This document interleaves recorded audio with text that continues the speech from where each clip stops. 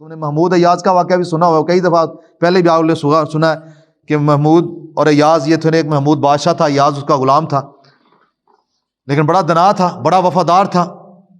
ایک دن محمود نے ہیرے و جواہرات جو تھے وہ لٹانے شروع کر دیے، پھینکے، اور کہا اٹھا لو بھی جس کو ضرورت ہے۔ جو مال کے چاہنے والے تھے وہ پڑ گئے، ٹوٹ پڑے مال پہ، سب لوگوں نے اٹھانے شروع کر دیے۔ محمود چلتا رہا، کچھ دیر آگے جا کے پیچھے مڑ کر دیکھا تو اس کے پیچھے ایک غلام اس کا آ رہا تھا جو ایاز تھا، باقی سب مال لوٹ رہے تھے، سب ہیرے جواہرات اکٹھے کر رہے تھے۔ تو وہ محمود نے پیچھے مڑ کے دیکھا اور کہا ایاز تمہیں نہیں چاہیے ہیرے، تمہیں مال نہیں چاہیے، سب لوگ لوٹ رہے ہیں، تم خالی ہاتھ میرے پیچھے پیچھے آ رہے ہو۔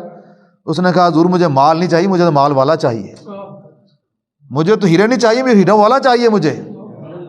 تو مولانا روم رحمۃ اللہ یہاں مثال دیتے ہیں، بھائی وہ جانتا تھا کہ جب بادشاہ اپنے ہاتھ میں آ گیا، بادشاہ میرے ساتھ وفاد، بادشاہ میرے اس سے پیار کرنا شروع کر دے گا تو مجھے چند ہیرے لوٹنے کی کیا ضرورت ہے، پورے خزانے میرے ہو جائیں گے۔